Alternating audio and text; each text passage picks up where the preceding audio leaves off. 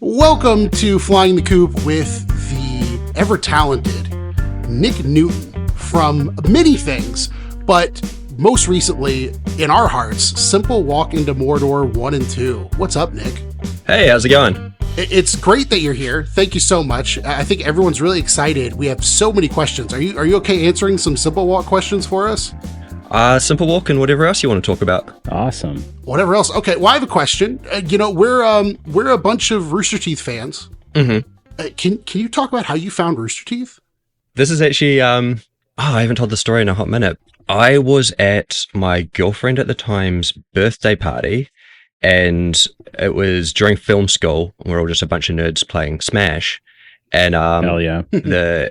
as what would happen back in the day was eventually people would peel off and just wind up in their own little like talkie groups, like just hanging out, kind of like meeting new people, that sort of jazz. And I wound up in the computer room because this is how old I am. It was back in the time of computer rooms. Mm-hmm. Hell yeah. Yeah, we were just showing each other internet videos, and the guy, his name was Matt, he goes, oh yeah, no, there's this thing that's set inside Halo, it's like really funny, and he was trying to get the old Rooster Teeth player to work, and it just wasn't working. He couldn't even get it to like play. But he's like, yeah, there's these two teams, there's a red team and a blue team, and then there's this guy in the middle, and like he's purple, he's like a mix of red and blue, so like he's kind of in between them, and he was explaining it to me. I'm like, oh, okay, cool. And then fast forward about 6 months after that, I was bored at work because I had a job that I could, fuck around in a lot. And am I allowed to swear on this? Fuck yeah, you are. Please do. Oh yeah. Yeah. Yep. Yeah. Yeah. Fuck yeah. We've said worse. We've all said worse. Cool. Yeah, I was on like this evening shift. I'm the only one there. I had some downtime, and I was like looking at things to watch on YouTube, and I couldn't even remember of it, but I remembered, there's a purple guy in Halo. So I'm like, okay, well, purple's a mix of red and blue. I typed in Halo, red and blue, and I managed to find red versus blue. And over the course of like the next 2 weeks, I think season 6 was coming out at the time, I binged the entire thing. Like I'd finish work, go home and watch a season. I just got obsessed with it like pretty much immediately. And then I think within a year or two, I had created a New Zealand fan group for it and started organizing meetups for it, which I just called like, Red vs. Blue New Zealand, because that's really all there was back then. This was before Achievement Hunter. Sure. And, the sort of explosion of, 636, it was back when they were in the downtown office. And so, yeah, started organizing meetups and fan events, and then we rebranded to Rooster Sheep as it got a bit bigger, because, yeah, it was a nice play on words. Well, the funny thing was I did it democratically. I'm like, because at that point we had like 2,000 members in the group, and I was like, hey, what shall our official name be? And the one that got number one was, and I know none of you are going to get this, is Aotearoa, which is a play on Aotearoa, which is the Te Reo name for New Zealand, which means land of the long white cloud. Oh, cool. Yeah. That original journal post is actually still up on your account. For the names? Oh. The journal post to change the name is still up on your account. Your entire account is still up. At one point you said your favorite crazy. color was is it still Oh, These are the hard-hitting questions. okay. These are the curveballs I warned you about. Okay. I'm going to have to veto that question. He's going to veto the question. No. It's an all spoiler. You can't get to know that one. A big fucking deal. I will say this, right? Years ago, my wife asked me my favorite color, and I refused to tell her. And she still doesn't know. It's like the one secret I have from her. So we get to know? Yeah, you guys Can can we know. keep in you telling us to bleep it? Yeah. You can. No, Okay, good. you can leave all of this in. Just the color has to be bleeped. You can't say that it's. But you were right. Perfect. Okay. She's gonna be so mad. Is it a specific shade? No. Oh, okay. That's a 12 wild years answer. ago, the mystery continues. So yeah, I mean, I think we played a lot of questions that we're trying to give you something you haven't heard before, you haven't heard in a while. Mm-hmm. But I do want to know that guy, because a lot of people have that guy, right? Who introduced them somehow to Rooster Teeth. Yep. That guy, does he know anything about what you did with Rooster Teeth? Yeah. Is he even aware? Yeah. Okay, so this is like really random coincidence, is that I ended up breaking up with the girl whose party it was less than a year after that party, right? And because he was a friend of hers, I never saw him again for a while. And then I randomly bumped into him. It was either 2011 or 2012. It was like right before Simple Walk at a convention, like pretty much New Zealand's only convention. And I bumped into him and I was like, oh, hey man, like, how's it going? It's been a second kind of thing. And he's like, hey, how's it going? And I'm like, oh, so how's blah, blah, my ex. I'm not going to say her name. Sure. And he goes, oh, I haven't really seen her since you guys broke up. I'm like, oh, sweet. You want to be friends? Like, I don't know if I said exactly like that, but it was like, let's hang out. And then it wasn't too long after that. Oh, yeah. I worked on, Ray, you probably found this when you're looking me up, was Kiwi As. As I was I did this like little skit show that was kind of inspired by the original Monty Python Flying Circus skits. And he was going through film school as I was doing that, so we sort of reconnected on that, and he came in as a cam assist to work on that for me, and general runner and all that. And then, when I got the call about Simple Walk, because he had more recent camera experience than me, I went to him and I'm like, hey man, can I borrow your camera and just like refresh myself on it? Because I finished film school and I just did post-production for a while. And I hadn't had my hands on a camera for a bit, and Chris and Kerry wanted me to be like the main cameraman for it. So I needed to refresh myself. And he's like, yeah. And then I'm like, I can't tell you why though. And then about 6 months after, when the thing came out, maybe not even that long, he's like, oh, so this is why you wanted to borrow my camera. What was the bridge though? Because you said you were hosting the New Zealand fan Red versus Blue stuff. Yep. Where was the bridge between getting from that to being getting the call? Yeah. Like, what connected those two? So there's a website journal about it. Kiwi As. Well, Ray, that'd be a pretty boring interview. So, Ray, do you just want to take over? And yeah, it's actually, hi guys, my name is Nick. My accent's gone. Oh my god. But yeah, what was the bridge? I'm curious, because that's the big one. Like, I mean, you go from being like a big fan of Red versus Blue to being like, hey, go make something for us. Mm-hmm. Well, Kiwi As was pretty much the bridge. Was I went out and just made this thing on my own that, I don't know, I don't even know if anyone else found it humorous. I kind of look back on it now and went, oh, I would do that differently today. But it's like you've got so many bad ideas and you just get them out. And so I did that. And then I was working a job at a TV station, and I said to myself, I'm giving myself like 2 years. And if I'm not doing if I haven't progressed in this job, then I'm going to go do something else. And the 2 years hit, and I'm still in the same place. I think I'd had a couple of pay bumps, but I had no more responsibilities. I'd applied for a couple of things to move up or, across within the company, and hadn't got them. And so I was like, yeah, I'm going to go do something else. And at the time, I had been through a bunch of quirk effects, which is a much longer story. I'd been moved to a different location just because they wanted people to have a bigger expense across the company, sort of thing. But it was the same job in a slightly different location, so I didn't count it. But I was working with a whole new group of people. I said to this guy, I'm like, I'm looking at doing something different. And he goes, hey man, why don't you go to America and work at a kids camp? And I'm like, oh, what's that like? He's like, it was the best summer of my life. It's just so much fun. You get experience, you do some travel, it doesn't pay a lot, but you'll have some cool experiences. I'm like, that sounds like a good idea. So I looked into it, and less than a year later, I was on a plane to California, and I taught sailing on Catalina Island for about 4 months. That was fun. And then at the end of it, I was already kind of in contact with Bernie from doing the Rooster Sheep stuff. Mm-hmm. And I sent a message and said, hey, I'm going to be in America, around this time. Could I stop by 636? And he goes, yeah, absolutely. Here's Kara's email. And so I connected with Kara. And after I finished working at the camp, flew to Texas and got in touch with Kara. And she's like, yeah, come on by on this date kind of thing. And I went by the studio and I met everyone there. And Bernie, while I was there, was like, hey, who do you want to talk to while you're here? Like, what are you interested in?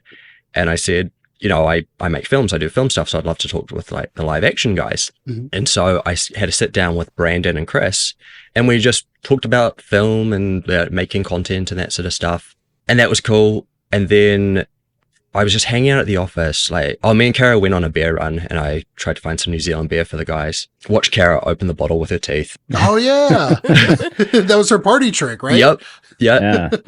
Hell yeah. I donated a little stuffed kiwi to the office, which Kara still has, because I just saw her Whoa. this year. Oh, cool. Oh man. If you ever have Barb on the podcast, ask her from me where the t-shirt is that I gave her, because I've never seen her wear it. Nick, you have more control over that than we do, but Oh, you might have her on. we will definitely take whoever we can get. Okay, well, I'll just spoil what the t-shirt is for you then. So jumping ahead to Simple Walk 1. So there was a RT Life that was released that was shot in New Zealand while we're there, which is just us talking about can you suck your own dick. I remember that. Oh my Yeah. god. Yeah. Yeah, that was a good one. That's a memory flashback. At the end of that, Kerry goes, a great band name would be The Taste of Dick. And so I made us band t-shirts.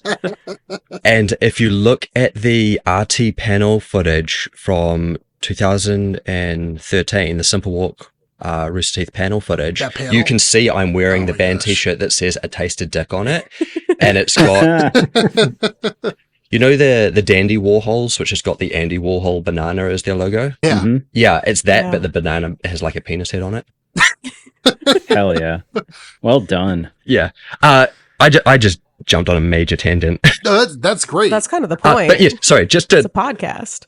finish off what I was saying, I met the guys, and then I ended up doing a little bit of volunteer work for them while I was there. I spot checked, because the 10-year DVD box set was coming out. I spot checked season 6 and like wrote a report on like all the things that were wrong with it, because at that point my knowledge of Red versus Blue was so intense I could tell when lines were missing from the cut. Even if it was yeah. just like a tiny thing. Like I remember handing it over to Brandon, and he goes, "How do you know this?" I'm like, "I know this. Just trust me on like these lines are missing." Can you give an example? Because that's really fascinating. Like, what were you like? Can you remember anything you spot checked, or like just like It was the one up? entirety of season 6. It was just Red vs. Blue season 6, Oh, like the wow. whole movie version Oh, of wow. it for the box set. And it was like, it was like, a Lopez line was missing or something like that. But it wasn't lines that were Wow. like relevant to the plot. So, you wouldn't notice they were missing. It was just like joke line, throwaway lines. Probably something like Caboose saying ow when he gets shot, by Tex when she man. appears back. Those are almost more important to notice that they're missing. I mean, Yeah. the plot Yeah. stuff, sure, but like just all like that extra stuff in the background. That's awesome. And Nick was like the keeper of the lore. Yeah. For the box set. set Yeah. of season 6, yeah. And I accidentally stole that. Like I left That's with it. I crazy. didn't mean to. It was still because I had my laptop with me, so I just did it on that, and I left with the disc. Ah, Like I got back to New Zealand and it was still in my computer. And I messaged Brandon. I'm like, "Hey, do you want me to destroy this or mail it back to you, or what's going on?" And they didn't care. I was doing a Rooster Sheep event a few months after I got back, and I messaged Bernie and I was like, "Hey, do you guys?" Because during our event, it was going to be like 4 a.m. for them. So I'm like, "I don't expect you guys to call in, but could you do like a video for us?" And he goes, yeah. Let me pass you over to Kerry for that. By the way, they may have some questions for you because we're going to be doing this thing in New Zealand, kind of thing. And I'm like, "Okay, yeah, cool. And I messaged with Kerry about that stuff. And then I get this email one morning, and it's from Chris and Kerry saying, "Hey man, we want to talk to you about this project we're doing in New Zealand. Can you sign an NDA for us?" And I'm like, "Yeah, cool. Yeah, send it over. And then a week later, they gave me a call and told me Simple Walk. And then they said, "We just want someone to pick us up from the airport and then maybe replenish our supplies during the trip." Basically what Kiwi Chris ended up kind of doing in the second one, Yeah. and what my sister sort of did in the Yeah. first one. And then I'm like, "Okay, cool. And just during that conversation, at the start of the conversation, they're like, "We just want someone to drive us." By the end of the conversation, it was like, "Hey, do you want to do this walk with us? Because clearly you know way more about this than we do." And that's how it happened. That's so cool. That's Man. insane. Did you feel pressure being a fan going into that space, going into production? Like, was there any anxiety about balancing being a fan, but also not being weird to the people that you are a fan of, while also being in a production and being so excited and geeked about getting to be in that production? Yes. On day one, I was so fucking nervous that, so the setup for the camera was we had an adjustable diff on the front of the lens. The lens itself was $2,000. And they told me that as they handed it to me. And it was Bernie Burns' personal lens. Man. His personal lens worth $2,000, and they just handed it to me. I'm like, okay. And yeah, we had a diff on it, which is basically just a twist to adjust the amount of light that's getting filtered for like, so, we're going in and out of farmland and trees and all that, just so I could do it on the fly and not have to be like adjusting settings within camera and all that. And I was so nervous, I put it on wrong and it was threaded on. Like not secure at all. And it was about halfway through filming that I realized it was that. It could have dropped off at any second just because I was so freaking nervous putting the thing together. Yeah. By about midday on day 2, all of that was gone. Really? Man. That quickly? Yeah, I just settled into it. I got a lot of my nerdy awkwardness out of it, like on day 1, and the pain in the feet and the we're just doing this cool thing together, Eating off the poop shovel. yeah. Which okay, I want to point out. Let's do it. Point it out. Point it all out. Bro's got to defend it. We had not used it for that function yet. We had bathrooms at that point. It wasn't until the start of day 5 that the poop shovel actually got used to dig a hole to poop in. It was not used for poop at any point. It had been used for dirt before this, but before the thing started, I cleaned it it was my mum's trowel. I scrubbed it, I cleaned it, I sterilized it, and then on the day of, just to make extra sure, I put hand sanitizer all on it and then washed it off with my water as well. But the reason that we had to use that to cook was because the night before, my mum had done a drop of our dinner and our breakfast for the next morning, and she hadn't included any cutlery or silverware, any spatula, anything like that. So I had the cooker, I had the thing, and I'm like looking through like the supplies that she dropped off. I'm like, oh no, there's nothing to cook with here. The bacon, I was just using my fingers, but then it was the eggs. I'm like, I can't use my fingers to flip eggs. A little bit harder, yeah. So it was like, shit, either we're only have half a breakfast. And so I'm just like, what do I have? Well, got the poop shovel. I know it's clean because I cleaned it myself. So, but The poop shovel does bring up, did you listen to our episode about Simple Walk? Oh, Do you yeah. have anything you want to yell at us about? Oh, no. I did. Oh no! Please yell at us. Actually, I messaged Floppy about 5 minutes after I finished listening to it. Oh, shoot. It was awesome. super nice. Yeah, I wanted that to kind of be a surprise for everybody, Yeah, I reached out to you guys. which is so cool. And man, you're so articulate, and these stories are fascinating. I do have one question. We have a lot of great questions from everyone. Everyone's super excited to talk to you, and these are like, they've got me on the edge of my seat. I do have one question I really want to know though. We're all fans of Rooster Teeth. I would think we're all pretty big fans. You obviously huge fan. This is something I think every fan would want to know from you. Every big fan, at least. What's it like to be able to look back and you're part of Rooster Teeth, you're a part of the lore, you're a part of 2 of their biggest productions to a lot of fans. What is that like in 2026? How does that feel when you look back over the last 13 years? This is going to be way more sappy than what you're probably expecting. No, that's why I asked it. Yeah, I met my wife because of Rooster Teeth. Aw, Whoa. I have my family. There's a Really? because blog of post Rooster about that. Teeth. Yeah. I love that. Ray just I love spoiled that the a whole lot. interview for themselves. Okay, so looking back immediately, like that first year, like 2013 was like, I was flying high, like this is super fun, like this was awesome. As time went on, it was like that was a cool thing I did. It's really cool every time I would go over to Austin. In 2015, I want to say, I was hitting a low point in terms of personal life. Yeah. And it just happened that all of this stuff happened in my life. I was feeling down, and then I'm like, oh, RTX is happening in 2 weeks. I just wish I could go over there.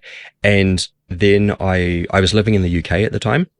I didn't even realize that this would happen, but I got a tax return in the mail. I didn't do anything for this. They just sent me a tax return, and it was for about the price of a plane ticket to America. And I'm just like, I had the thought in my head, RTX is happening. I think this was like on a Monday, I messaged Barb and I was like, hey, can I come to RTX? And like on Tuesday or Wednesday, she messaged back and goes, yeah, you can. Then I went to my boss on Thursday and I said, hey, can I take next week off? I was working for the Discovery Channel at the time. And he goes, oh, you and another guy asked for it at the same time, so you guys have to sort it out. So I go to her and I'm like, hey man, can I take that time off? He goes, oh, I was going to go renew my driver's license. What do you want to do? I'm like, I want to go to America. He's like, yeah, fucking man, take it off. Like, the next morning I bought my plane ticket to America.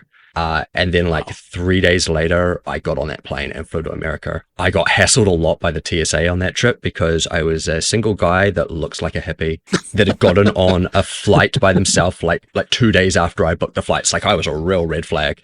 And they're like questioning like where I was going, what I was doing, how I knew these people. And I'm just like, we met at a convention and it's also a convention I'm going to, like it's the same one. And I used to at the time travel with like a little notebook that I just put like phone numbers and addresses in and stuff of like places I was staying. So I pulled out my little notebook. I'm like, oh, his name's Kerry Shawcross and this is the address he lives at. And how do you know this person? And yeah. How do you know this person? I walked across New Zealand. Also, feel free to go back to meeting your wife. I don't want to. We're already going to piss her off with the color thing. So, can I say your wife is so pretty? Like, oh my god, your wife is so pretty. Yeah. Oh my god. Yeah. You guys have to see this guy's wife's Instagram. She is so pretty. That's that guy right there. Yeah, she's so fucking hot. You don't want to know the crazy thing? She thinks I'm the attractive one. Oh no, that's crazy. That is I'm insane, sorry, but right? that's crazy. You're in the ultimate situation. Yeah, that's what you want. Yeah. I disagree. I think Nick's very pretty. Oh, thank you. Yeah, no, Nick's got the hair. He's got the accent. He's got everything going. I know. He walked across New Zealand a couple times. He's a Rooster Teeth celebrity. He's got it all. Rooster Teeth celebrity might be a discount. It's not the question you asked, but you did lead me to another thing I thought about, which was when I came over after Simple Walk and I was just hanging out with the guys and we were going out on like 6th Street and stuff like that. I was like, I have the superpower of an accent. And it gave me so much confidence just to walk up to people and just strike up conversations. Hammer, you consumed the most Simple Walk content in the last 48 hours. You must have like something burning. All the episodes, all the podcasts, and the finale VOD, all in like 2 days. Hit him with a Simple Walk curveball he's never been asked before. Do it. Oh, boy. No, He's like scrambling to open the I just saw him open the document. That's crazy. This will probably be one of your questions. We worked on the sequel, the number 2. We started working on that right after season 1. We were working on that from 2013. Simple Walk 2, it really didn't ramp into production until like 4 months before we did it, but we were like checking in and sharing ideas and coming up with different things for 10 years.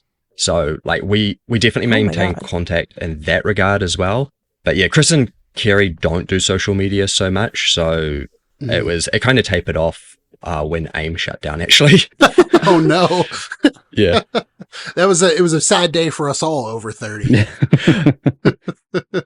I only got AIM to talk to Rooster Teeth people. Oh. Which, funny story about that, I guess Nick was right next to Nico in the list of people. And one day I got a random message from Miles that said, hey, did you manage to read through that script I sent you? And I was like, what script?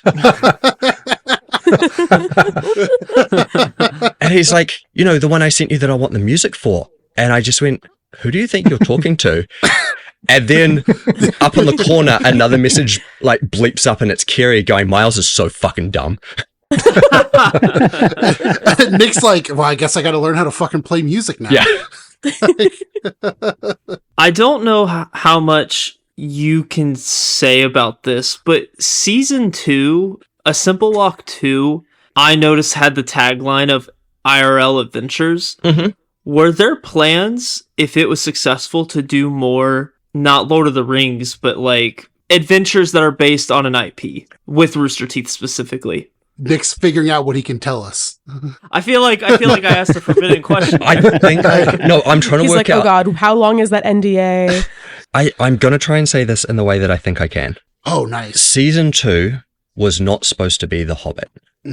Season 2 was supposed to be a different IP. Whoa. And that's what I meant when we were working on it for 10 years. There were a lot of different things suggested over that time. There were 2 to 3 main ones that we were really pushing. I got the phone call about season 2. It was like, hey, season 2 might be happening. And, I'd heard that before. I'm like, okay, like, how sure are we this time? He's like, it was more than 50% sure that it was happening. And I'm like, okay, cool. And then, I think it was another 2 months before it was actually like, yes, this is definitely happening. They wanted us to do it again as close as we could to the original. They basically were saying, just do it a second time. And like a sequel, like almost what it was. Yeah, I was the one that pushed back and was like, no, if we're going to be made to do it again, we're doing The Hobbit. Like, we can't just do Lord of the Rings again. Like, it has to be different. That was from you? Yeah. Wow. I know one. That's crazy. Chris or Kerry did not push back on that at all. And they may have already had that. I'm not going to say they didn't have that thought as well, but Sure. Right. When I was on the phone with Chris and he said they want us to do the same thing again, I said, then A, we're climbing the fucking mountain, and B, we're going to Erebor. We're not just going to go do Mount Doom again. Whoa. That's an exclusive. That's awesome. Yeah. So would you consider that the biggest hurdle to the pre-production and everything that happened before you actually got there? Or were there other hurdles that were more frustrating that made you want to rip your hair out? As compared especially to 2015 rather. I would say the biggest hurdles was just that the company got bigger, and so everything had to go through more people. It had to go through like a layer of making sure we were all doing this the most legal way possible. Like the first time we just turned up and did it. Like we didn't ask, I don't think we asked permission the first time. And you can see that if you compare episode 1 of season 1 and episode 1 of season 2. I don't think anyone's ever noticed, but season 2, you'll notice that there's basically nothing that identifies that we're in Hobbiton. If you really analyze it, there's very few very Hobbiton stuff. With season 1, it's like, they were up at Bilbo's door. Like, we just asked if we could do that. Yeah. We asked the tour guide, like, hey, can we go up there? And they're like, well, normally not, but you guys are clearly doing this cool thing. So, and they let us do it twice. I got to do 2 takes of that. There is a shot that I took of Hobbiton. It's a nice wide shot. It looks beautiful. We couldn't use that, but what we could use is someone else had shot it as stock footage. It's basically the same shot that I'd taken, but it was because when you use stock footage, it's more legal than just turning up and taking footage of something. Because you pay for it. Right. Oh, yeah, because it includes the license. Because you get the license for it, right? Yeah. So it was more stuff like that. Was the long walk ever considered? I don't actually know what that is. Oh, The book, okay. like Stephen King? The Stephen King book. They just made a movie. That about wasn't it. that popular till the movie just came out. Yeah, it's one of Bernie's favorite books. I just had always assumed that he would have pitched that to you guys, and they start in like, I'm sure like where Stephen, like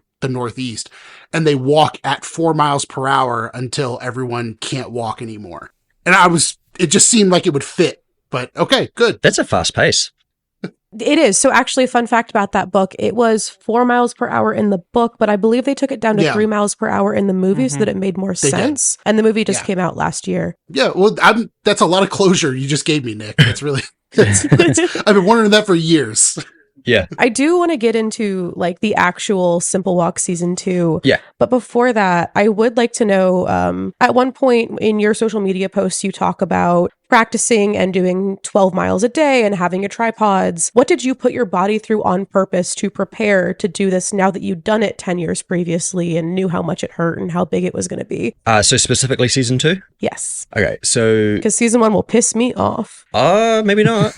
Oh, okay. Tell me everything. So season 1, like I said, I'd just gone back from America when I got the call. I got a part-time job in a liquor store, and so I had a lot of downtime. I was working on another film at the same time. I wasn't getting paid for that. The film never came out. I did the whole film. I edited it. It's my only feature film I've ever edited. It never came out. Oh. Damn.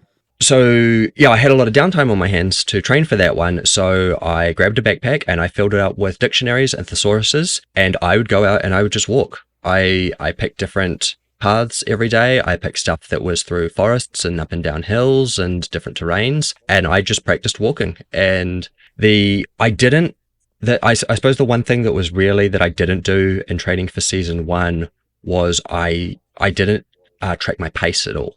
So I wasn't keeping like a good pace for it, but compared to those other two, like I don't think that mattered too much. But yeah, there were some days I'd be out just walking for 12 hours and I listened to so many podcasts. Holy shit. Yeah. I actually found Yeah, someone. I bet. I didn't have time to walk that day because it was a day that I had a long shift. But I'd go on days that I didn't have much time. I'd just go out and run as well because it's a lot faster. And I'm running down the street and I see someone with a griffball bag. Like I passed them and I'm like, wait, that was a griffball bag. And so I doubled back. I'm like, hey man, is that a griffball bag? He's like, yeah. I'm like, dude, like, you know, I run the fan event for Rooster Teeth in New Zealand. Like, you should totally join. Blah, blah, blah. We do these events. He's like, oh, okay. And like, I just completely freaked him out and I continued on with my run. I always wonder if that dude ended up seeing Simple Walk or not. That was Brendan, actually. That was Brendan. What a humble, Right. I was gonna say, what a humble guy. Not even like, oh, I'm a Rooster Teeth. You were just like, oh, hey. Well, at that point I wasn't. That was during the training Oh, I guess, for yeah. season That 1. would have been before. Yeah, I couldn't tell anyone.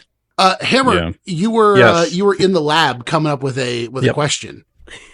So one of the differences with season 2 were the challenges, achievements, the river, and all that. Mhm. What sort of work and prep went into those? Those are actually a symptom of the other plans that we had for season 2.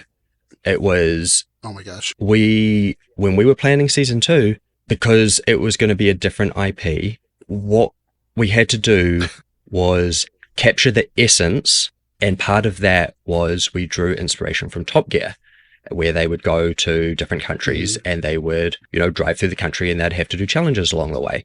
And so that's kind of where we were drawing inspiration from. And we were looking at different IPs. Part of that was coming up with like, how do we relate this IP to real life? Because Simple Walk, you know, start at point A, walk to point B. Like that's all it really was, the original one.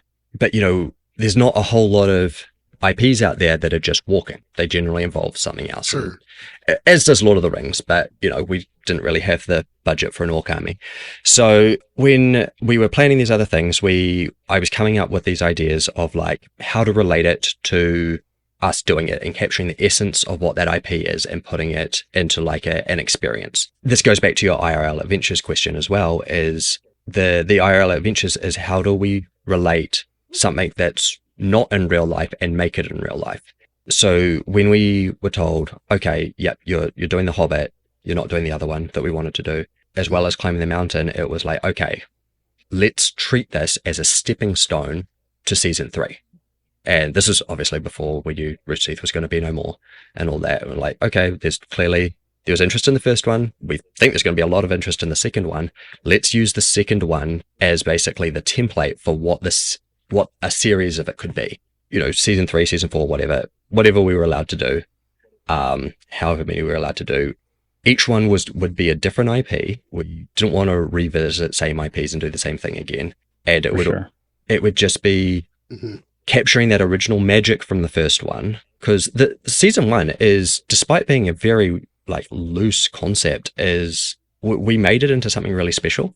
Especially Chris and Daniel in the edit really just brought to life kind of the experience we went through.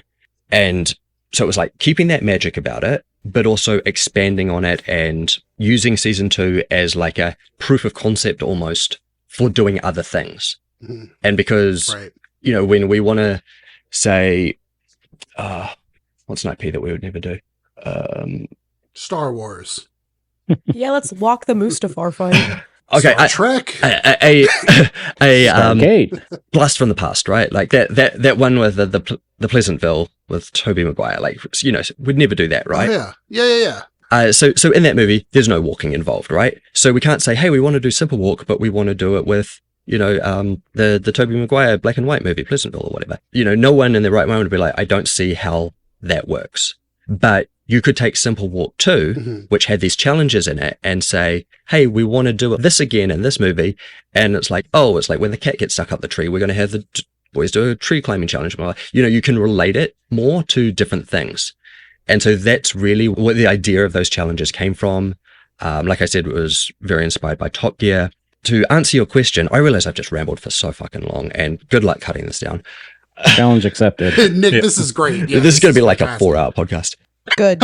I don't want to edit any of this. I'm on the edge of my seat. To answer the original question, I had a long document. I had a long document for the first one as well, but the second one I had an even longer document that basically was like full of where we would start, how far we wanted to walk per day, what would happen along the way, specific challenges that could happen. And then I had a couple of other challenges at the bottom that were like, we could slot these in anywhere. They're more evergreen. Yeah. Like me abandoning them was at first started off as kind of this could kind of go in a few places. And then when we started locking down the like day-to-day, what was probably going to be happening, it kind of found its place of like, oh, it kind of has to go here. There's a fork in the road. I can go one way. They can go the other way. You know, there's a familiar place where we can meet back up that they've been to before.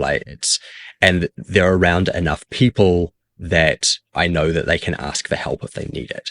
That one kind of slotted in there.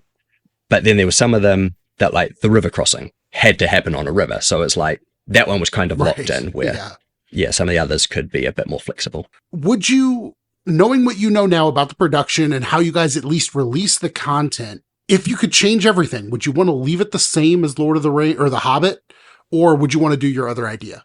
If I could go back in time and make the other idea happen, that's a really hard question to answer because, it's a really cool idea. And before we did it, I would have much rather it been that. Did you guys see the Middle-earth Cribs thing that was released, I think, on Twitter and maybe like TikTok? That was kind of used as marketing during the thing coming out. No, I don't think I did. No. It was just this video that we shot while we were there. And it was shot and edited in the style of MTV Cribs, but it was Middle-earth Cribs. And cool. That was just me. Like, I had the idea while we were there. I pitched it to Kerry. He's like, yeah, that's a really funny idea. Let's just film it. I filmed it. I edited it. I sent it to Kerry. He's like, yeah, this is really funny. He sent it to the marketing team at Rooster Teeth, who replaced the music in it because I hadn't used music they had the license to. And they just released it. Mm-hmm. The first one, it actually got a lot of attention on Blip because that's where it was originally released. It was a Blip exclusive for the first 2 weeks. And that company no longer exists, but you still see the logos on the front of it when you I don't know if it was on the YouTube versions, but I think it's on the Rooster Teeth versions. You can still see the Blip logo at the front. It's on the RT site versions because I had no idea what Blip was. It would pop up and I'm like, I don't know what that is. Yeah. It was a Blip. Brendan's one of our post 9/11 people who was born after 9/11, so he doesn't know what Blip was. Yeah, but yeah, it was a competitor to YouTube, and it got like I want to say something like 10 million views on there. Oh shit! Yeah. So really, yeah, that's insane for a competitor to YouTube. Yeah. They're not a competitor anymore, unfortunately. Yeah, but they were. and not they obviously needed a Simple Walk 2 to come out a little earlier. And not only that, Chris and Kerry were going on radio shows promoting the show, and we were featured on the One Ring, which is the fan site for Lord of the Rings, and it was everywhere for 5 minutes. When the company shut down, was there any part of you that was like really sad because you knew it was an RT site exclusive, and the idea that if the site's not up, there was just not a very easy way to watch it anymore? Not for that specific reason. Like I was sad just in general of like the company shutting down because, I'm friends with a lot of those guys. For sure. And, it was a big part of my life and still is. In regards to like the content being there, when we got the announcement, I grabbed everything. Like I have all versions of Simple Walk 1 and 2. I think I still have the unedited footage of season 2 sitting on a hard drive. Nice. I still have it. I know one of our questions written down here, I think it was posed by Hammer, but we were talking about, because season 1 of Simple Walk has a physical release, and we all would love if somehow season 2 could have gotten a DVD as well. Oh, man. 30 seconds. Give me 30 seconds. I'm going to show you. Yeah, go ahead. What has he got? I did a podcast a few years ago before season 2 came out where the Thunder Geeks in Canada, who have it wasn't a podcast, it was a radio show, where they had me on to talk about Simple Walk 1 and, sort of a retrospective on that. And then a little bit after that, one of those guys reached out to me and asked me if I would like a VHS copy of a Simple Walk. Whoa! Whoa! Oh, I have absolutely No way. man! I have absolutely no way to play it. Great. but that is a VHS of Simple Walk. Oh, Nick, I will mail wow. you a VCR so you can play that. I can get you one for like $10 at Goodwill, man. Like, Oh, and look at the back. God. Oh, that's so sick. wow. That's so cool. How Oh, cool. man. What? So is this you confirming there was no physical release of season 2? Yeah, Right? no physical release of season 2. That's a bummer. Any conversations even regarding it that you can talk about? We talked about seeing if we could get season 2 into film festivals, and you can't do that if it's been released. And because it was never actually officially released, and with the site coming down, it was then a possibility that we could get into film festivals. I think that might have expired now because of the length of time it's been since we did it. Yeah.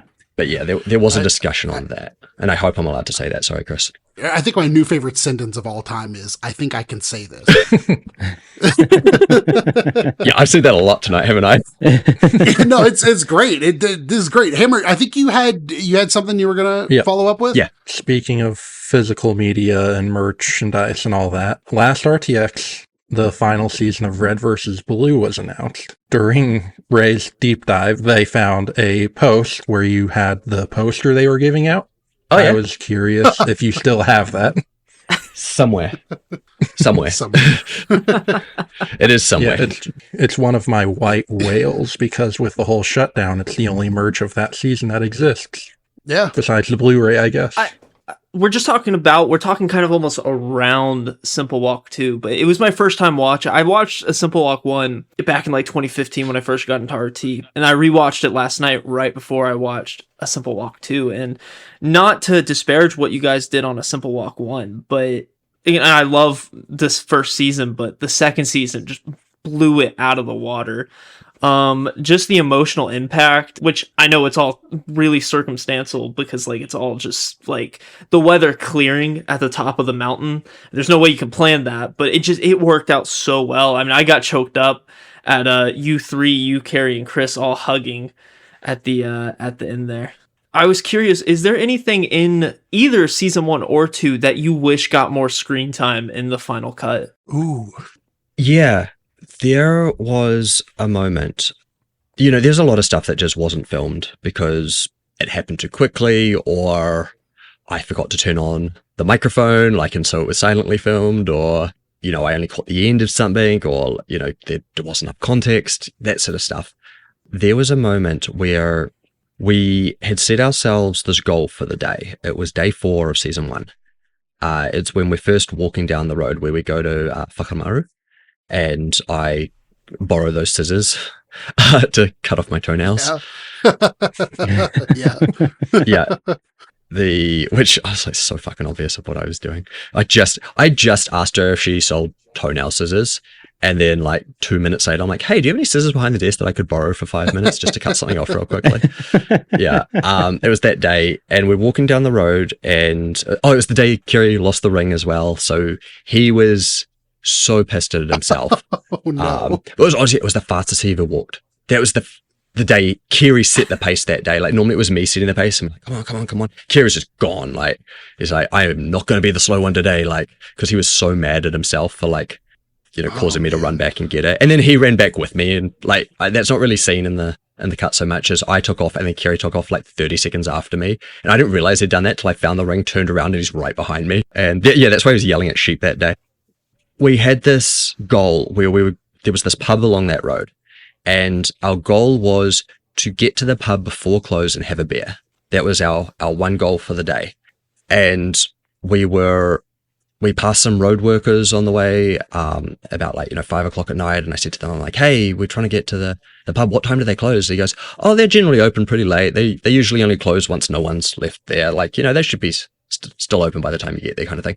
We're walking down the road. We finally get there, and it's closed. Man. Oh. Nobody said a word. The camera didn't get pulled out. We just sat down on the berm in silence for 20 minutes. We just sat there in silence in the dark. Nobody saying a word, nothing happening. That's rough. And then eventually someone just goes, let's keep going. And we just stood up and walked off in silence to where we were camping that night. And that moment, it was terrible for us, and it was such a low point in the entire trip. But man, would it have made good content. if we'd actually filmed it, because then like the high of completing the thing would have been that much better to see us that low. We didn't show a whole lot of the lows. What do you guys think is you can answer this in two ways. What was the lowest low of, I guess, a Simple Walk 2, because that was the Simple Walk 1? Or did you guys ever have like any big like arguments? Because in that amount of stress, that would only be natural. There was one big argument in season 1, and that is, it was on a really difficult trail. It was on one of the advanced trails, so it just means you're going up and down, which is really disheartening because you've just climbed this hill just to walk down it again. Because we're essentially walking uphill the entire way, so every time you're going downhill, it's like, I know I have to make this up again. Kerry asked to take a break. Chris said, no, let's keep walking for a bit. And Kerry basically snapped back at Chris saying, well, how come we always get to take a break when you want to stop and film something, but when I want to rest, we can't, kind of. Like, it was just sort of and you sort of see the end of that when we're kind of lost in the forest. Not that in season 1 we didn't really get lost, because season 1, it's, like we'd come out eventually. Season 2 is when we got lost. But yeah, season 1 we were in the forest after dark, and you can just see that Kerry is just done. That was probably like an hour after that argument. That was, as I alluded to before, I got the camera on, but it was such a heated moment and it happened so quickly I forgot to turn the microphone on, so I only got the cam mic of it. And I talked to Chris about it afterwards, and he's like, look, I didn't have enough context to really show that Kerry was justified in snapping at me, so it just made him look like a dick as well. Because it was justified. Like, Chris had kind of been making the calls on when to stop to, like, because we were stopping to film stuff. And Kerry just like, had said, hey, can we stop for 5 minutes just so I can take a break? And he's like, Chris, thinking like a producer, was like, oh, no, let's like, stop where there's something to film kind of thing. And so, yeah, Kerry just snapped at him a little bit. So I think that's kind of the biggest argument that was had. And I think that's the only argument that was had, actually. Wow. Yeah. Were there any moments that you encountered off camera that you were like, oh, this is so good, we've got to try and do this again, that you just kind of reshot to not really like fake it, but just stage it for like the content purposes of the shoot? There was, I won't say the bit because, it might, ruin it a little bit, but there was one bit where we did a pickup of something just so we would have it more clearly, where it's like, the pickup is mixed in with the actual footage, and if you don't know, like, you would never be able to tell kind of thing.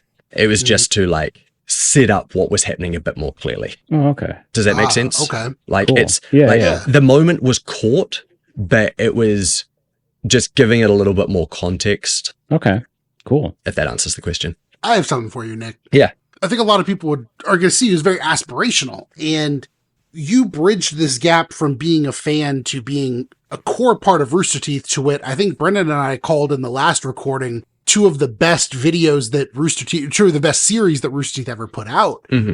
However, with all of that accolades, you had to wake up Chris and Kerry to walk.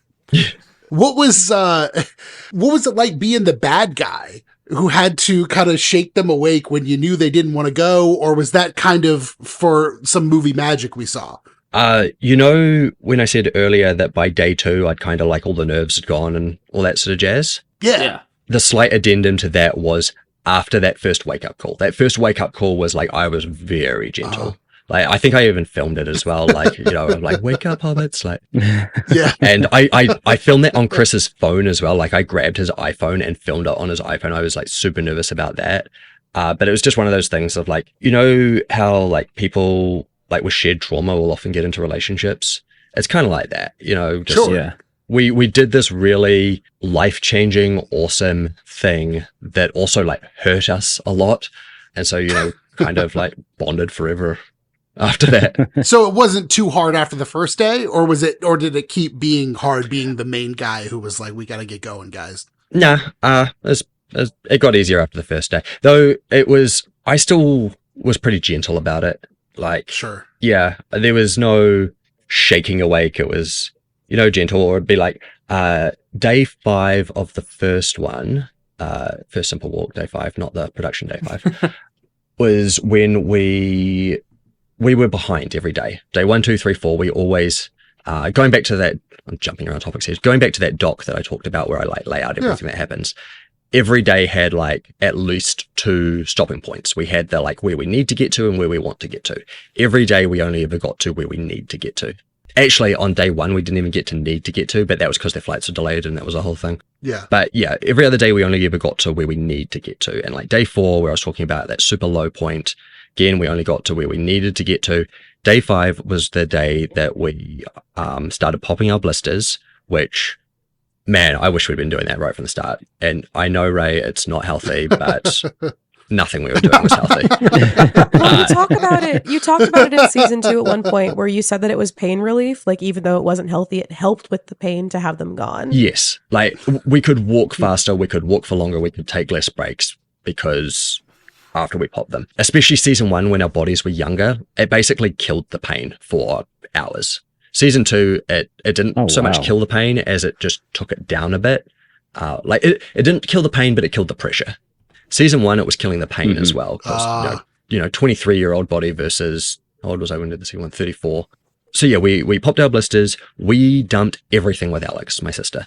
We only had the B cam with us. Usually we had an A and a B cam. The B cam really wasn't used that much. It was mostly just the A cam and like a cell phone. So we just had the B cam on us, which was a lot lighter, and Chris's cell phone. We had our lunch on us. We didn't have any emergency supplies. I had dumped the cooker. I dumped the emergency rations. I think we even dumped like the pills that make water not have giardia in it. We were down to like 1 backpack between 3 of us. Whereas every other day it had been like 2 regular backpacks and 1 big backpack, which was like the production one. We made up so much time on that day that we not only hit the need to get to, we hit the want to get to, and then we surpassed it. Like that was such an amazing day of walking. And there's actually a bit more to that story, but I've realized I forgot what the original question was that got me on this. That's crazy because we already had another one. Take it away. Yeah. So in season 2, you all got lost in those same woods in the dark, the logging road and all that. Just was curious about any concerns or, I guess, potential danger with wildlife, or if there even was any. Oh. Nah, it's New Zealand. We've only got birds. for the audio listeners, Nick gave us a look and just shook his head. Well, us dumb Americans don't know that. I was curious, what if you guys didn't have like wildlife or anything? Like, what was the most scary moment from either or season? Probably climbing the mountain, season 2, because there's a moment, and you can see it on camera, where we basically get off the trail, and that was, I want to say, like 70% my fault, because I was kind of, setting the trail. I knew the mountain more than anyone else. It wasn't so much of like we really got lost off of it as so much of like, oh, I think I know. Instead of like listening to what other people had told me, like on the mountain, being like, oh, go this direction. I'm like, I think I should go this direction, kind of thing. Like, I think I know this pretty well. Like, and I was wrong. And by the time that we got back to like where we could actually see a trail, we were basically at the top. So we spent a lot of time not on trail on that mountain, and which meant that we were going up where we couldn't come back down. We were constantly going past points of no return. Like, we go past like, we can't climb back down there, so we're going to have to find somewhere else. And then we climb up another bit that we can't climb back down, because it's easier to go up than it is to go down, especially with backpacks on your back. Yeah, so that would definitely be the scariest moment. And knowing that the weather was only going to get worse as well. Like if we got caught in fog up there and didn't have the trail, it was one of those things of just like, we had to just keep pushing on. Like the scariest part for me, and we kind of play this as a joke in the show, but when Chris said, let's stop filming, because Chris never says stop filming. Chris Damaris will always be filming for the content. Like you hear when we get lost in the forest and I say, hey, can we shut the camera off? Because I was like, I needed a moment, like, and I didn't want it to be caught. And then like 5 minutes later, Ray actually said they were surprised that you said it. Yeah. I think it was more not being surprised that it was you that said it, because they're so used to being on camera, they're so used to having those personalities on, that it was kind of refreshing to see you come into this situation as somebody who, like, you've been on camera, you've done projects like that, but it wasn't your every single day job. And so it felt like you were a grounding point in the series as somebody that is a lot more like the fans than the personalities that we're watching online. So it was kind of nice to see you say like, no, I'm good right now. Like, let's not do this. Yeah. Going off that, I kind of viewed myself when I was filming it as, okay, these guys are the jokey ones. These are the ones that are like being ridiculous about this. I have to play the straight man. as I said, the thing I did that kind of got me noticed by Rooster Teeth was QES. That was a comedy series. Whether you like it or not, it was my attempt at being funny. And so it's, that was my humor. But when I came into this, I was like, well, they're going to be the funny ones. I have to be the knowledgeable one. I have to be the straight person. I have to be the one that's like, for lack of a better term, gymming the camera. Which I'd never actually watched The Office. So, but I had to play it straight because they were going to play it goofy, but I could then use that to my advantage. And there was a thing in season 2 where I was going to actually turn it up to 11. And you see a slight bit of this in the episode 1 of season 2, where Kerry goes, "Oh, I just asked Nick if they were going to disrupt our sleep." And he asked if we could film this, which means they're going to disrupt our sleep. That wasn't me ever. I was never planning to fuck with their sleep. What I was planning to do was way more psychological, which was I'd said in my pre-interview, because we did like day 0 interviews for that one, which you can see in the last episode where it like cuts back and like, we're giving ourselves motivational stuff. Those interviews were a lot longer. And in that I'd said that like, oh, these guys trust me now. Like I got them through the first one. They have all this trust in me. I've set this up. So now I can fuck with them. And what I was planning on doing was throughout the filming of season 2 was alluding to things I was going to do rather than actually doing them, because they would take everything that I said as fact. So if I just like were to drop, seeds of psychological torture on them, when Kerry says, "Are you going to fuck with our sleep?" And I go, "Maybe we should film this," and then refuse to say anything after that. Like, it's like, they pull out the camera and it goes, "Oh, Nick said we should film this." And then I'm just eating a sandwich. Like, it's just, I was doing psychological warfare on them. And then as soon as the camera shut off, Kerry was so upset. Like, not in a like a mad at me way, just in a like a, "But are you really going to fuck with our sleep?" That I didn't want to like undo what I'd done, but I also didn't want to torture him anymore. So I was just like, "Kerry, you have been heard and you are understood. And just trust me that everything will be fine."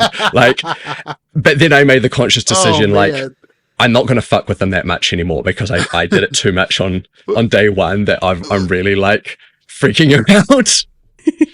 Because in our recording before this, we all talked about that exact moment. Oh, yeah? Where we were like, yeah, Carrie's like, they can't fuck with our sleep. And I was like, yeah, but then Nick looks at the camera and gives like a smile and a wink. And like, yeah, it could have been faked, but something about it just felt so real. It was not faked in the slightest. And I'd been planning it for days. It just felt so visceral. That was genuinely devious, that look. Yeah. It was so devious. And I was going to take it so much further if Kerry hadn't been so upset. Like, it was as soon as the camera was off, like, he looked so sad that I might be fucking with his sleep. But then I couldn't say, no, I was just playing out for camera, because then, like, they're not going to trust anything I say. So I just kind of let, like, I eased his mind and said, I understand what you're saying, and, it'll be okay. Don't worry. So yeah, I was going to push it a lot further, but I didn't. That's crazy, because that was a question like, man, what did you scrap? Because you were looking a little devious. But this project obviously meant a lot to you. It still means a lot to you. It's a big part of your life. You're obviously on a podcast talking about it. So if somebody, and actually it did happen at one point, somebody did go and recreate a simple walk, basically. How does it feel watching other people do exactly what you do, knowing exactly how they're probably feeling, replicating mistakes that you already made, and having to just like sit back and go, "Oh, you're in for a storm." Like, how does that feel? So I've had a few people reach out to me before doing it and be like, ask me questions like how to do it, like where's the best places to go, what should they expect. And I've always been pretty good about like, going like, "Hey, here's the information I have to the best of my memory," which, as you can tell from the fact that I go off on tangents and forget what questions were, is not excellent. In answer to the question of like, how do I feel watching people, the first guys that did it, they did it like 3 months after us. They were like committed. Wow. Watching their walk was like kind of like reliving the memory of it, but like without the pain. Wow. So like when I watch our version, I'm watching like the production, and I'm watching like, my footage, and like, oh, I regret doing this, or I could have done that better, or I shouldn't have lied to that farmer. You know, I cringe at that bit so hard. I saw your comment on Instagram about that. It's so good. A highlight. But when I watch them do it, I get to see the walk without my cringiness in it, and so it's kind of like watching like a home movie of a vacation sort of thing. Like it's just nice and pleasant. Yeah. Yeah. I can give more context to that getting caught thing if you like. Oh, No, yeah. please. Absolutely. Yes. Which Oh, time? Both please. times? With knowledge that it will be a short, please go ahead. So the first one Let is us the one. farm you for content, please. The first one is the one I'm talking about. Basically, when we're cutting through the private land, you know, there's a big sign that says, "This is private property. You cannot come through here." Yeah. And we knew that, but it was like we kind of have to. If we hadn't done that, it's highly likely that we would not have completed the thing, because then we wouldn't have been as close on the last day to like get past the barricade before Doc turned up and would have barred us from going up there. Because we got up at like 3:30 in the morning that last morning. I digress. Anyway, cutting through that land, we had to do it. Mhm. And in my head, I'm like, okay, we're going to encounter someone at some point. Like, what's the lie going to be? And so the lie in my head as a 23-year-old was just like, say you got permission, but you don't remember who you got permission from. Like it was clearly like a farm that was not one family. It was like a managed thing. Like there was a couple of different farmhouses off of us. So I'm like, you know, if I just say that someone gave me permission, they might just accept that, right? There's also the potential that he's just like, okay, well, get off our land the way you're already going. So see what happens with that. And so I'm rehearsing these lies. And then we're walking round a corner and we hear the dude in front of us. And before this point, there'd been a cow and a calf in front of us. And we'd be walking down the road, and then we get close to the cow and the calf, and they'd run off further down the road. And then we'd catch up to them, and they'd run a bit further down the road. And as we're coming around this corner, the cow and the calf had run round ahead of us, and it was a blind corner. Like there was going through like a cut hill. So there was like hill like that, and then we're walking around the hill where it's been sort of cut out. So like where the road is just cliff face. And we're coming around there, and then we hear the farmer, and it wasn't a car, it was on a quad bike. I don't know why I said car, I was just panicking. And he's coming the other direction to us, but then he starts yelling at the cow to like go back the way that it's come, but the cow is running away from us. So the cow does the only logical thing and runs up the hill. You know, the hill is still there, but then it's like sheer where we're walking around. And so then the cow runs up here, we're walking around this way, coming around to it. And right as we are about to come into view, he then goes up the hill as well, chasing the cow on the quad bike. So we're basically like Sam and Mary and Pip and Frodo with the ring wraith underneath this dude walking around the road. Well, the only reason he doesn't see us is because his attention is focused on the cow, and now we're walking behind him. I can't remember who it was. I think it might have been Kerry. Starts fucking pulling out the camera to like film him. Oh, and I was like, God. put the camera away. And he stops and starts like putting it back in the bag. I'm like, no, keep walking at a normal pace, but quietly put the camera away. And then we walk and we walk and we walk and walk. And we now get out of sight of him again. And we're like, we made it. We made it past like the dude that is clearly the dude out here working. And it was made it past the ring wraith. Yeah. Hell yeah. About an hour later, we heard the quad again. And that's when I happened to be filming and I say car, and we just ran, which made us look super fucking guilty. And he could probably see us, right? We could hear him, but he probably saw us like scamper into the bushes. And then like, you know, and it plays out the way you see it. The weirdest thing was like, he didn't say, okay, then, or like give any acknowledgement. He just left. And then we got up and we're just like, fuck it, we're out of here. And we booked it. And then we got to a fork in the road and we had to pick left or right. And I had a GPS that I had basically when I did the location scout for the whole trip. I'd put those, and it's the same GPS you see in season 2. I'd put those points into the GPS, but obviously I couldn't do it on the farmland. So I'd just done one right where we would come out of the farm, or where I assumed we would come out of the farmland. And so I'm just like, well, we'll just always be heading towards that thing. And we get to a fork in the road. I'm like, well, go left, because that's the way that points closest to that GPS point. We go left, we walk for 20 minutes, and then we come across a dead end with that farmer's house. Oh my God. So we have to turn around and walk back the way we came, now knowing that we are between the farmer and his house, and if he decides to go home, and we said we knew where we were going, and yeah, we booked it out of there and finally got out. Oh my god. First of all, Mhm. this has been, I've been on the edge of my seat. I'm not even joking. I've been on the edge of my seat the whole time we've been talking. It's been so fascinating hearing all of this. He's a little bit of a fan, if you couldn't tell. I was about to say, I'm a big fan. I try to play it cool while we're here. Are you cool doing a little bit of a lightning round? Yeah. Well, then we'll do a lightning round for now, and then if we have some wrap-up stuff, we'll talk, and then it's great. So out the gate, what is the last Rooster Teeth video you watched? That would be the short that Bernie, not the RTAA that Bernie just put out. The Oh, okay. I feel like it was the temperature one. The temperature thing. That was the last thing I watched. Oh yeah. Okay. If you were forced to live on a deserted island with just living off the land, Chris or Carrie for 30 days? Probably Chris, because our personalities are a bit more aligned. All right. Like we can just to expand a little bit, like we've told in the past, we've said in the past, like we have had every conversation under the sun whilst on those walks. That is more me and Chris fueling those. Carrie's a bit quieter. I get on with Carrie. I love Carrie. I don't know if you've noticed in any of the content that I actually call Carrie Cares now, and that is a sign of respect to him. Because he really assimilated to New Zealand on that last trip, so I gave him a New Zealand nickname, which is Cares. Oh, that's awesome. That's so cool. So yeah, no, I have so much respect to both of those guys, to the end of the earth and back, and love for them, and they've done so much for me, and like I said, me and my wife and all that sort of stuff. And I know it's going on way too long for a lightning round, but yeah, no, it's fine. It's a hard question to answer, but probably Chris, because me and him can just keep on chatting for like ever.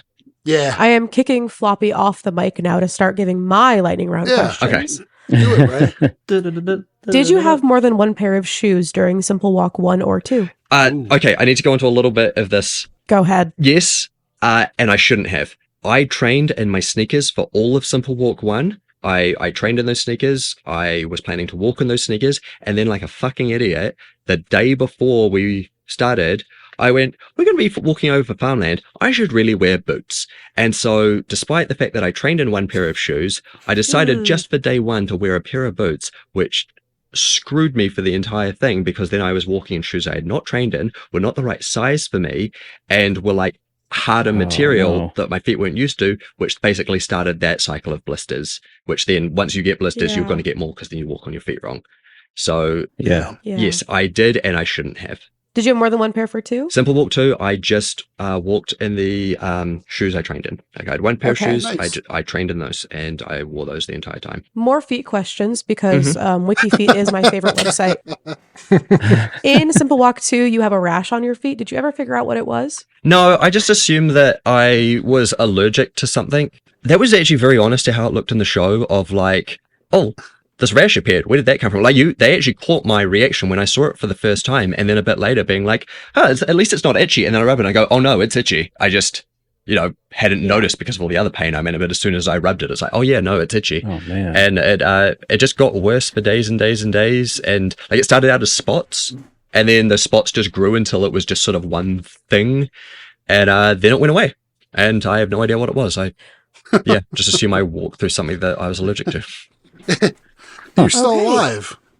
Thank God. Almost. You are a proud New Zealander. Do you speak, I believe it's pronounced Maori? Do you celebrate the culture? Have you participated in a haka at all? I am part Maori. The language is called Te Rero. I can speak a little bit, basically what I learned in kindergarten. Actually less than what I learned then, because the other day, like this week, I was trying to remember like the word for 6, and I couldn't remember. I was like, Tahirua Torofa Rima. As you do. It's, places, like, most places that we go to, those are Te Rero words. So I'm from Toponuia Te. We climbed Mount Ruapehu. Like, I could say the whakamaru is a Te Rero word. So it's, I speak a little bit of language. I have a little bit of Maori in me. I don't know, because that side is all dead now. Like, well, my dad isn't dead, but my nan was not great with the owl family history kind Yeah. of thing, and she's gone now. So I believe, just based on location, that I'm probably part of the Ngāhi Pahua tribe. I participated in as much as any other New Zealander does, which is, I'd say, a fair amount. I have done many hukas. Been years, because it was like, a school thing. Like we'd do them, in competition. We'd do them before sports games. It's there somewhere, but it's, I also, with hukas, you have a leader and then you respond to the leader. And what the leader is doing and what the response is are two different things. And so that's part of like the not being able to remember as well, because you can't just do it by yourself. You need the leader to be like, it's a call and response. I think one of my favorite videos of all time is, I believe it was in either the Senate or somewhere, when like everyone just broke out into a haka and protest. I love that video. Yeah. Oh, yeah. But onto the sillier questions.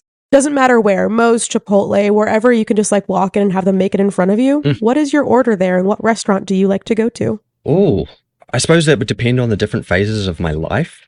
Back when I was like first in the workforce, I had this bakery around the corner from work where I ordered the same thing every day. I was on a day shift, to the point that when they saw me pull up, they would start making it for me even after they took it off the menu. Wow. Which was like a beef and onion roll. So go in there, I get that and a pie and a Coke, and that would be my lunch. Pie as in like a meat pie, not American fruit pie. Yeah. Like what we call an Australian pie over here. Fair. When I was living in the UK, I would go between eating Subway every day and having Chinese every day, like just flip-flop between them. These days, my wife is a huge fan of Olga's, so we eat that a lot. It's kind of like our go-to, like, little treat kind of thing. I'm a big fan of like getting a pad thai from any good Thai restaurant. Okay. And do you have a LinkedIn account, and can we connect on LinkedIn? I have one. Yeah, we can connect, but I don't know if I've ever really used it, which I think is most people's experience on LinkedIn. Does anybody else have any questions? Are you connected with Clayton on LinkedIn? Oh. No, I'm not. I actually just got Chef Mike, though.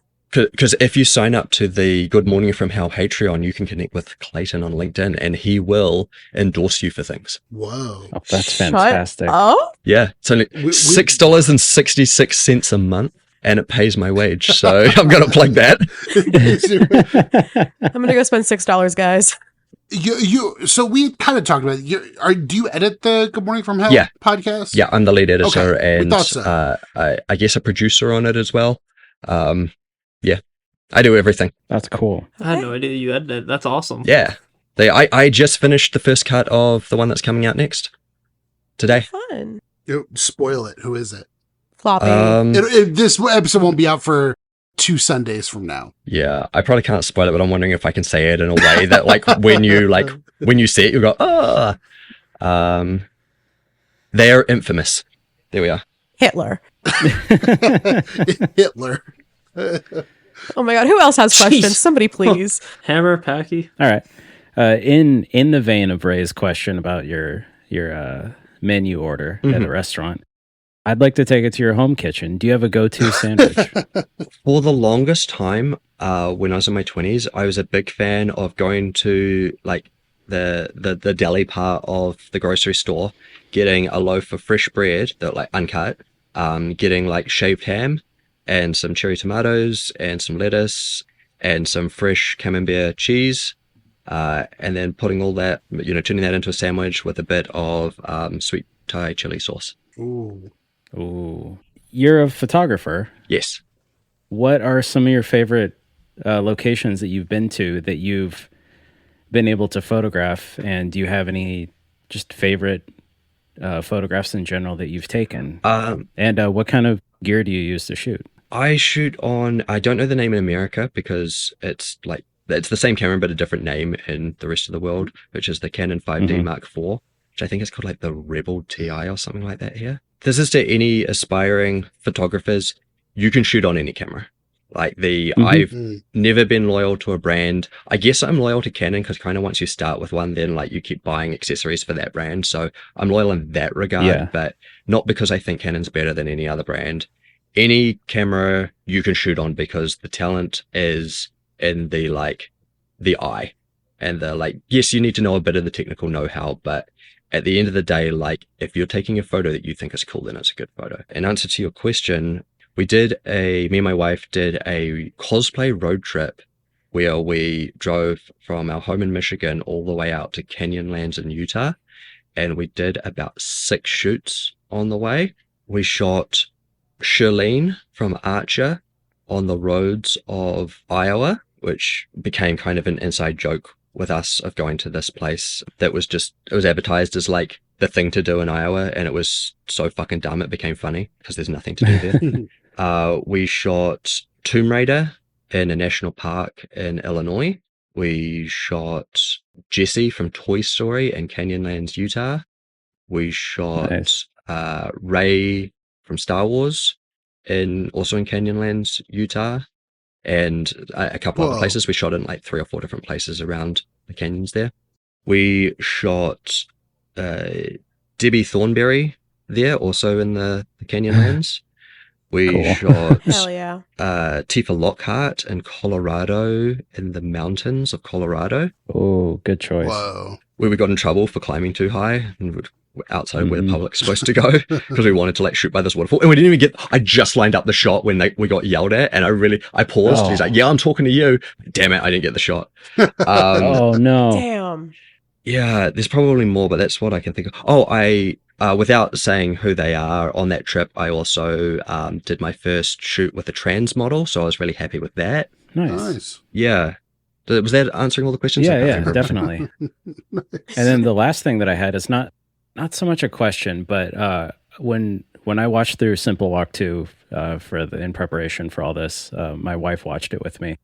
And I asked her, I'm like, is there anything you want me to ask or say? Like, because, we're going to be asking a bunch of questions. She's like, nothing I can think to ask, but just that moment when you were all relieved to be on the mountaintop and you made it, you summited the thing and you conquered the beast. And Yeah. You're just up there just having that emotional moment. She started crying too in that moment because she's done something very similar. We live in the Pacific Northwest, so Mount St. Helens.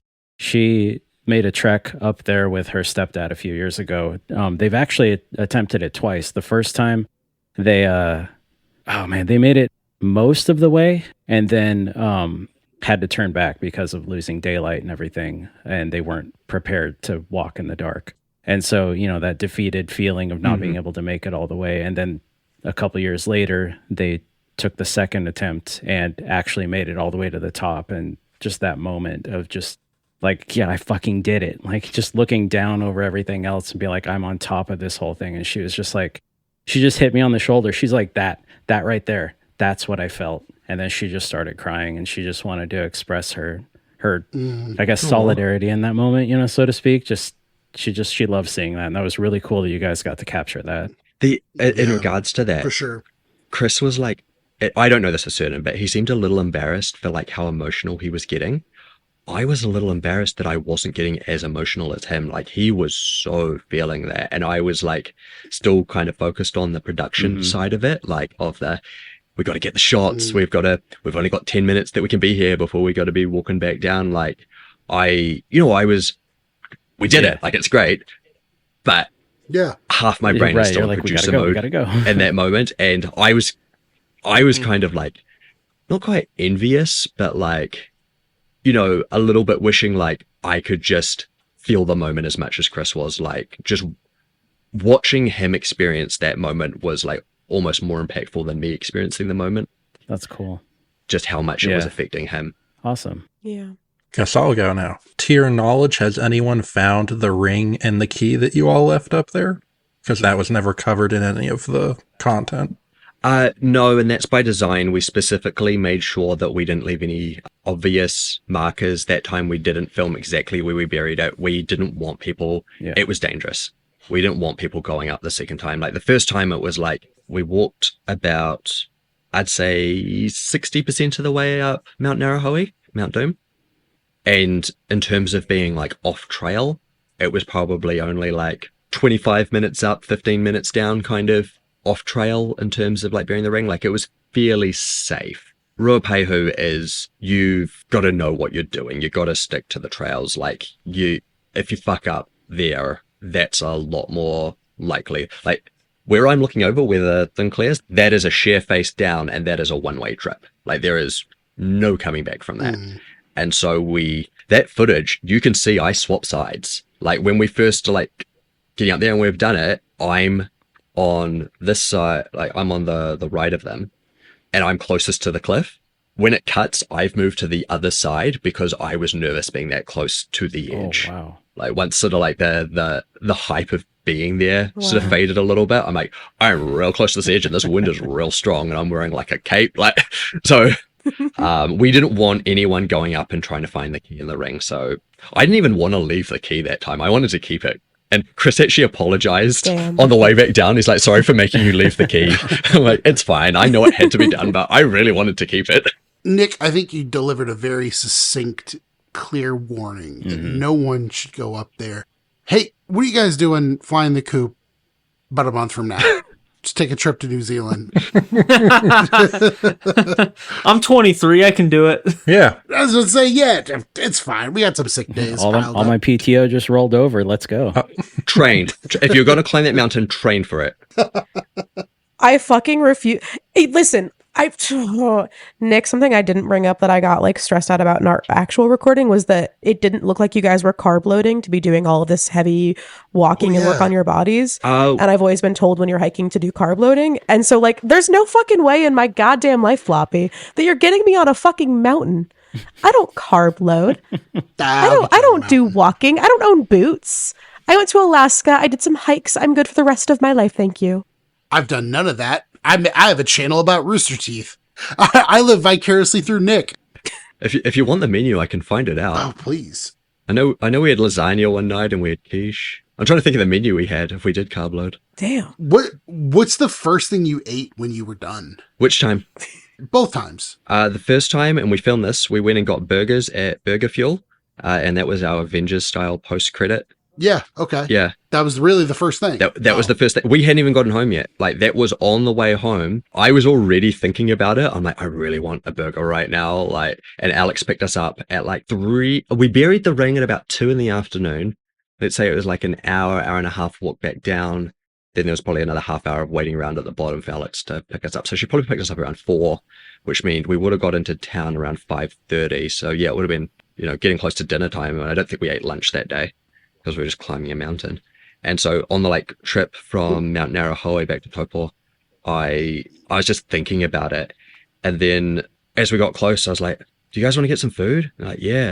I'm like, what's on the way? Like, oh, we're going to drive right past Burger Fuel. How about we just stop in there? And they're like, sure. I'm like, cool. Get exactly what I wanted. Hell yeah. So the hardest thing about that was Chris wanted to do that Avengers style thing, right? And so we got all our food and he's setting up the camera. I'm like, man, I want to eat this food so badly, but it needs to be there. I would have, if I just started eating, there'd be no food left in me by the time in front of me by the time the camera was rolling. So I was just like eating French fries, chips, like just trying to satiate myself. And finally he's like, okay, rolling. I'm like, so, audio listeners, I mimed eating a burger really fast.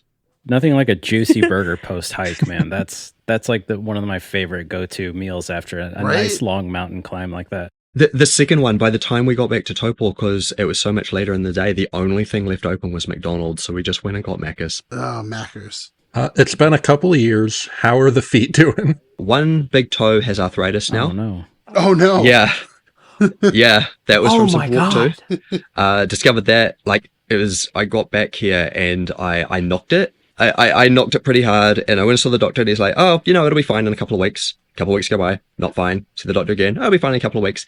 6 months go by and finally they're like, okay, it shouldn't still be hurting. We're going to get you into the foot doctor. Get me into the foot doctor. She looks at it for 2 seconds and goes, yeah, you've got arthritis. And then the other foot, so I lost both my big toenails.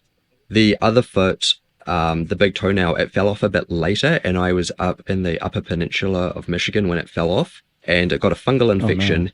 And this was in 2023. I'm still fighting that fungal infection every single day, twice a day. I have to put this stuff on it. And I've re-lost the toenail a couple of times because of that and it growing back funky essentially. The last time was this Halloween just been. I was putting on my pants and I ripped the toenail straight off. Ouch. And it was bloody and painful. Jeez. So, yeah. Still not great. I'm gonna... Oh my God. That's rough, man. Oh man. I guess I'm going to be ending the lightning round. I have 2 or 3 really. My first one is: do you listen to any of the modern Rooster Teeth or Rooster Teeth adjacent podcasts like Morning Somewhere? I listened to the first that? year of Morning Somewhere, but it became one of those things where I fell behind, and then I just stopped because it was too much to catch up. So yeah, I listened to that for about the first year, maybe a bit more than the first year and a half. And then I have been slowly working my way through Stinky Dragon. I started that right after Simple Walk 2 is when I started listening to it. And I'm still only at the Armageddon arc because I listen to it pretty slowly. But there's less pressure for that because I'm not listening to it as it comes out. I'm doing it after the fact. And then obviously I listen to every episode of Good Morning from Hell because I'm the one making it. That's cool. And Flying the Coop. My second... Oh yeah, and Flying the Coop, of course. I didn't even have to ask. I did think about before this. The biggest Flying the Coop fan.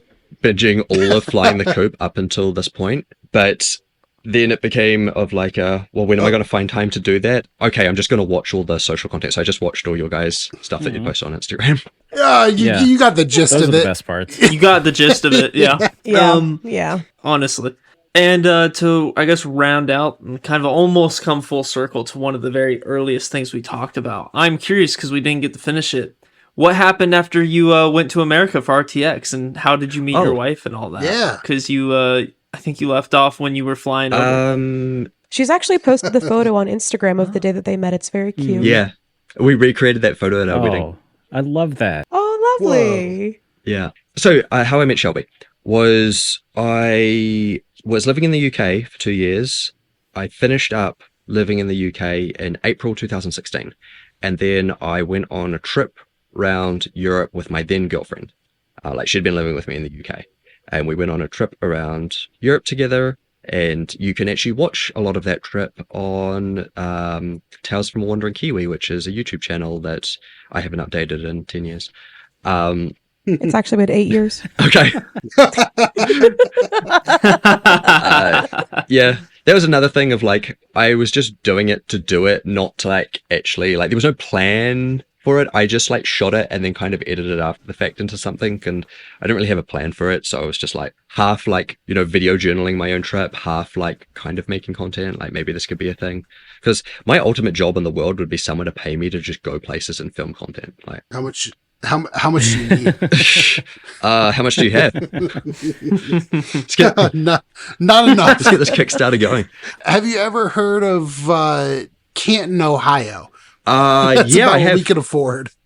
Okay. Okay, well there you go. Go to the NFL Hall of Fame. We'll record the whole thing. Okay. It'll be great. Are you in Ohio, Floppy?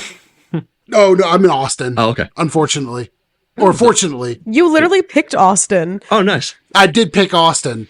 I go by the 636 office and I'm like, man, Nick visited there once. Yeah. And I bet he had a great time. When my wife finally listens to this, she's so annoyed that I take her so long to tell this fucking story. So let me finish that. Traveled around Europe with my then girlfriend. Then we started and finished in England. And then I got on a plane and flew to New York, and she got on a plane and flew to Hong Kong, which should indicate to you the kind of the state of the relationship at that point. And we were still together, but we went different ways. And I went to New York, I went to DC and caught up with a friend who was near there from New Zealand, who now also lives in America. Then I went to North Carolina and I caught up with some friends that I met through Monty, and they're great people. Then I went to Austin because RTX was coming out, but I arrived like a month before RTX, and I was just sleeping on Chris's couch for a month. And during that time, me and my then girlfriend broke up. Then about 4 days later I was walking through the streets of Austin with a phone that didn't work in America. Like it still had my British SIM card in it. And I go, I think SideQuest charity auction is happening tonight. I wonder if there's like any free Wi-Fi around here that I could find out if it is. And I pulled out my phone and I happened to be standing next to a store that had free Wi-Fi. I'm like, that's convenient. Logged onto their free Wi-Fi and searched, RTX SideQuest charity auction. And I was right. It was happening right when I was that night, like right then. I'm like, I wonder where it is. And I looked it up and it was like a block from where I was standing. I'm like, well, I'll go there. So I go, but I don't have a ticket or anything. And I walk up to the front door, and every other time I've gone, I've just walked in. There's never been any security. No one's ever bothered me. I go to walk in, and a guy stops me, and he goes, "Hey, you need a ticket." And I go, I don't think I do. And he goes, no, you need a ticket. But right behind him, Anna Hullum was standing there. And for those who don't know, that's Matt Hullum, Sarge's wife. She goes, no, he's a special guest. He can come in. Nice. And I don't even know if the security guard knew who Anna was, but just took it as like someone inside being like, no, this guy, he's legit. He's not just making up stuff. And the guy goes, okay, but you have to go over to that table and get a thing that says you're a special guest for this. I walk over to the table and I go, hey, I need a special guest thing. And they're like, okay, cool, just write your name down here. And I put it on my shirt. And I walk in and yeah, this one, I guess they aimed up security and all the RT people were wearing like these special guest stickers. I'm hanging out there and I bump into Damaris. I'm chatting with him. And then this woman walks up dressed as Dance Party Pera from season 2 of RWBY. Whoa. I go, that's really cool because the charity auction, if you haven't been, it's sort of a formal event. You're supposed to like dress up a bit nice. I'm not. I'm just in like shorts and a t-shirt because I've just been walking around the streets of Austin. I'm sweaty as fuck. But she's dressed super nice, red ball gown. She's still got the Pera's tiara on her head and she's got a service dog. And she comes up and she goes, hey, how's it going? Blah, blah, blah. And then at some point she goes, I see you're wearing like the special guest thing. Why do you have that? And I go, oh, I was in this thing, at the time, like 8 years ago, called A Simple Walk into Mordor. And she goes, oh my God, you're Nick. And I go, yeah. She's like, I love that show when it came out. I'm like, oh yeah, cool. Like, that's so awesome, blah, blah, blah. I got chatting with her. We took a photo with me, her, and Chris. And I say, hey, can I pet your dog? Nobody ever asked to pet a service dog. Just don't do it. Don't even ask the question. You're not supposed to pet service dogs. I did not know this. She was bad, and because I was a quote-unquote celebrity, she let me pet the service dog. And thank God she did, man. Because her service dog is extremely good, is the best boy ever, but he is a bit wary of men. He will be professional, but he's a bit wary of them. And when I went to pet him, he rolled onto his back and showed me his belly. She said he never does this to people. Like, he'll tolerate men, but generally does not, like, go full submissive with them. And so she goes, there must be something special about this person. She is a cosplayer, and throughout the rest of the convention, she was wearing different cosplays, and she looked like a completely different person each day. And I didn't recognize her, but I did recognize the dog. And so every time we would pass, in the convention center, we would stop and say hi and chat and blah, blah, blah, and all that sort of jazz. And then on the very last day, she goes, hey, can I add you on social media? And I thought she was very pretty. And so I said, yes, you can add me on social media. I generally didn't add fans on social media, but she was cute. And then that was in July. In September, we started talking on social media. We started chatting. We never stopped. And then about 6 months after that, I applied for a visa to Canada because it was much easier than a visa to the States. And I went and moved to Canada and lived there for 2 years, and we dated. It was, it was right across the border. And then the 2 years were up, and she proposed to me at the Renaissance Festival. Wow. Yeah. How fun. Whilst dressed as a unicorn. What's can you tell the proposal story? Is that okay? Yeah. What would you like to know? The entire story. What was the story? What happened? How did she do it?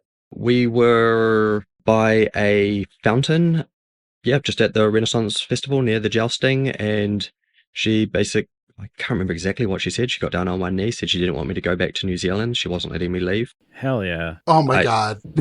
I look like, that's amazing. There's a video of this somewhere, but I look like a douchebag because I didn't realize what was happening at first. And like my sunglasses are on, like I look super douchey.